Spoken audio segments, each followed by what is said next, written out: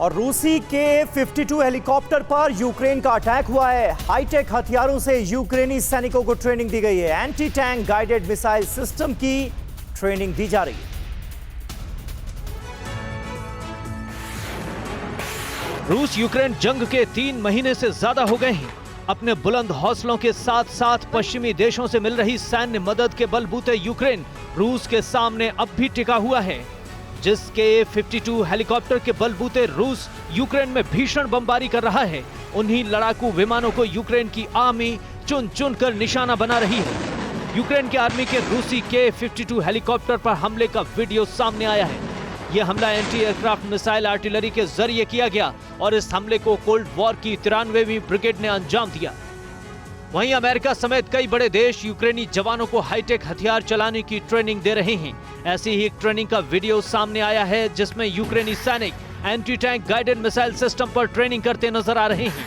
Training session के दौरान देखिए किस तरह से तालियां बजाकर जवानों की हौसला अफजाई की जा रही है।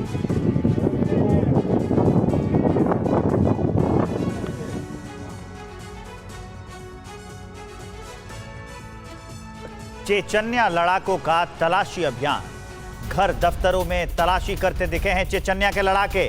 यूक्रेन के खिलाफ जंग में रूस का समर्थन कर रहे हैं ये लड़ाके। डोनबास में तलाशी करते ये खूंखार लड़ाके दिखे।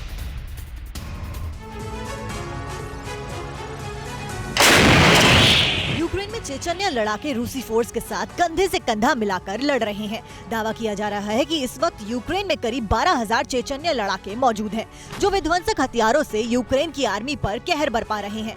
चेचन प्रमुख रमजान कादिरोव रूस यूक्रेन जंग की शुरुआत में ही यूक्रेन के खिलाफ जंग का ऐलान कर चुके हैं। पुतिन का पूरा फोकस अब डोनबास पर है। डोनबास पर इस वक्त दोनों पक्षों में भीषण जंग जारी है, जहां रूसी सैनिकों के साथ खूंखार चेचन लड़ाके भी यूक्रेनियन आर्मी की टेंशन बढ़ा रहे हैं। अब चेचन्या लीडर रमजान कादिरोव ने लुहांस्क के सर्वोडोनेस्क पर कब्जे का दावा करते हुए एक वीडियो जारी किया है, जिसमें चेचन लड़ाके घरों दफ्तरों की तलाशी लेते नजर आ रहे हैं। दफ्तरों के कोने कोने तक तलाशी ली जा रही है। घर के बेसमेंट में भी चेचन लड़ाकों का तलाशी अभियान जारी है।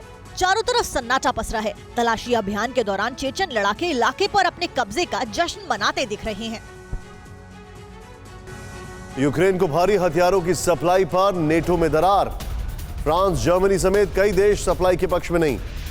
इन देशों को रूस के नेटो पर आक्रामक होने का खतरा है। अमेरिका, ब्रिटेन समेत कई देश हथियार देने के समर्थक। रूस को यूक्रेन तक ही सीमित रखने की है कोशिश। जिन विदेशी हथियारों की बूते यूक्रेन रूस से लोहा ले रहा है, उनकी सप्लाई को लेकर अब नाटो देशों में फूट पड़ गई है। रूस से मिली धमकी के बाद कई नाटो देश अब बैकफुट पर आ गए हैं। यूक्रेन को हथियार देने पर नाटो देश 2 गुटों में बंट गए हैं। फ्रांस, जर्मनी समेत कई देश यूक्रेन को हथियारों की सप्लाई के पक्ष में नहीं है, जबकि अमेरिका, ब्रिटेन जैसे देशों का गुट यूक्रेन को हथियार सप्लाई करने का समर्थन कर रहा है। फ्रांस, जर्मनी जैसे विरोधी देशों को रूस से हमले का डर सता रहा है। इन देशों को डर है कि रूस नाटो पर आक्रामक हो सकता है। पहला पक्ष फ्रांस और जर्मनी के नेतृत्व वाले गुट का है, जो यूक्रेन को भारी हथियार देने को इच्छुक नहीं है। दक्षिण और पूर्व में रूसी सेना द्वारा कब्जाई जमीन पर फिर से यूक्रेन हावी होगा। रूस सीधे तौर पर नाटो के खिलाफ युद्ध छेड़ सकता है, जबकि दूसरा पक्ष यूएस, यूके के साथ मध्य और उत्तर यूरोप के देशों का है, जो यूक्रेन को भारी हथियार सप्लाई के समर्थक है। अमेरिका समर्थित इस गुट का मानना है कि अगर रूस को नहीं रोका तो वो दूसरे देशों पर भी आक्रमण करेगा। रूस पश्चिम पर युद्ध के विस्तार के लिए यूक्रेन को फ्रंट लाइन की तरह इस्तेमाल करेगा। हथियार सप्लाई पर दोनों पक्षों की अपनी दलील है, लेकिन ये बात भी सच है कि अगर नाटो देश ऐसे ही यूक्रेन को सैन्य मदद करते रहे तो जंग वर्ल्ड वॉर में तब्दील हो सकती है।